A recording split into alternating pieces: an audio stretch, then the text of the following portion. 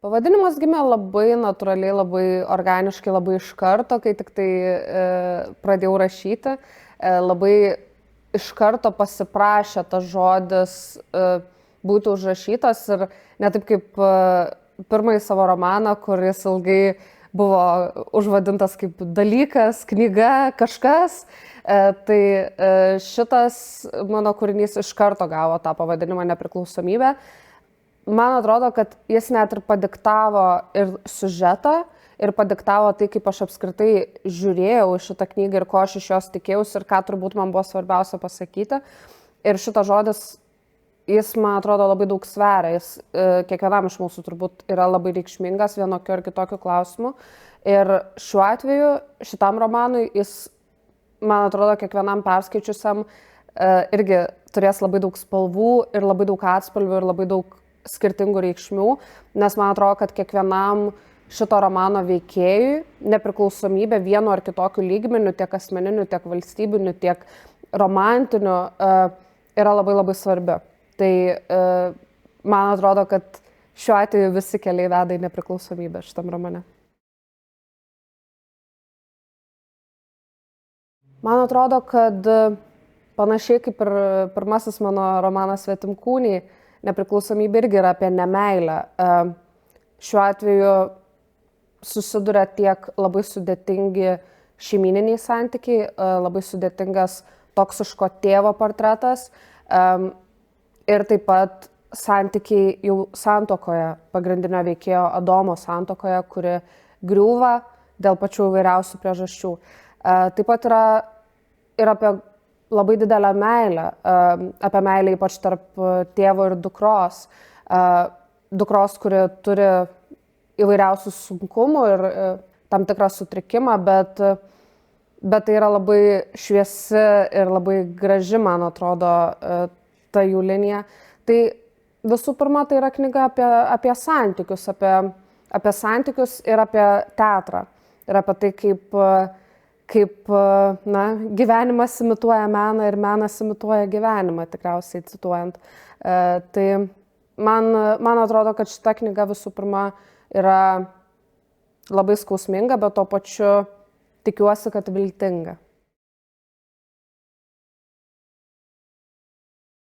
Labiausiai norėtųsi, kad perskaitytų tie, kurie patys yra patyrę kažką, kas yra aprašyta šitam romane.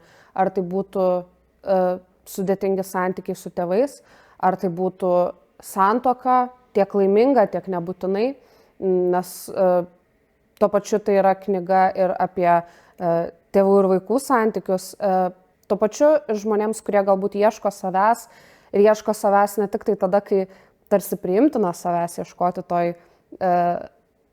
tokio savarankiško gyvenimo pradžioje, bet ir kur kas vėliau. Tikiuosi, kad tai yra knyga, kuri galėtų padėti įkvėpti to pokyčio ieškoti savęs nepriklausomai nuo amžiaus ir nuo laiko, ieškoti to, ką iš tikrųjų tu nori veikti ir su kuo tu nori veikti.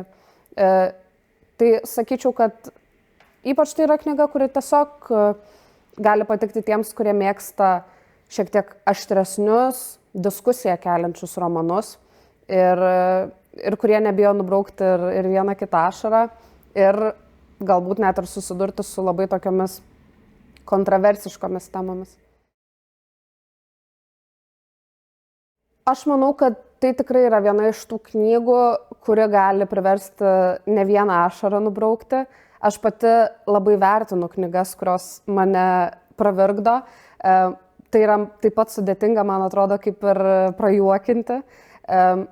Bet aš kažkaip labai galvoju, kad tai yra knyga empatiškiams žmonėms ir kurie gali empatizuoti su labai plačiu emocijų spektru. Bet labai norėjau, kad tai nebūtų tik tai tragiška istorija, tik tai žiauri istorija ir kad jinai vis tiek būtų tas toksai verkimas, kur tuo pačiu tu ir paleidi kažkokią labai sunkią emociją ir tikiesi, kad išsiverkus pagerės, nes bent jau man pagerėja. Tai tikiuosi, kad ir skaitant šitą knygą bus panašia emocija.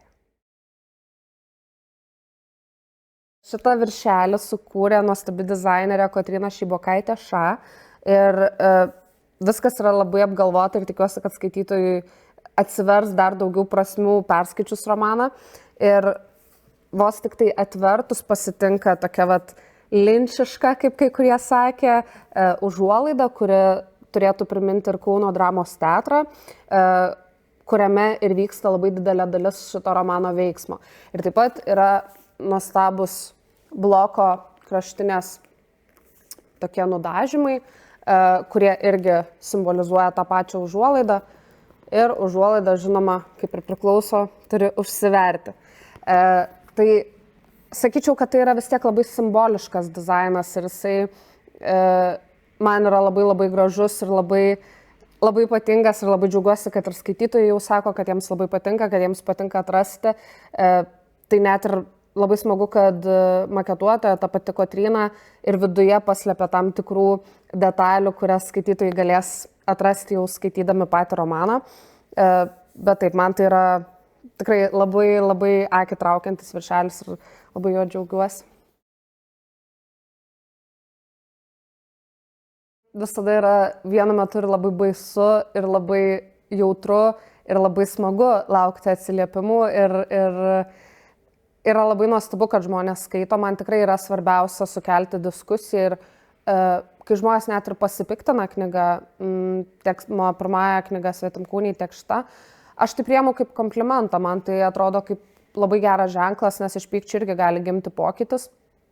Tai taip, man buvo labai smagu suprasti, kad žmonės jau pradeda diskutuoti ir patys su savimi.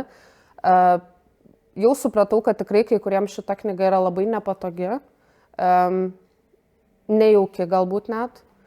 Žinau, kad ne visi gal net ir gali prisiversti stoti akis į akį su emocijomis, kurias iškelia šitas romanas ir su baimėmis galbūt, apie kurias kalba šitas romanas, ypač vyrai, kaip pastebėjau.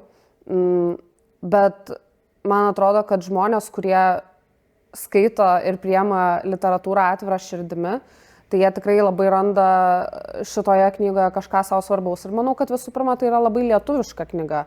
Ta prasme, kad tikrai žmonės, kuriems yra svarbu tiek politinės aktualijos, tiek kultūrinės aktualijos, jiems tikrai gali būti įdomu skaityti ir džiaugiuosi, kad žmonės pastebi tas detalės, kurių čia yra ir kurios man buvo svarbios konstruojant siužetą.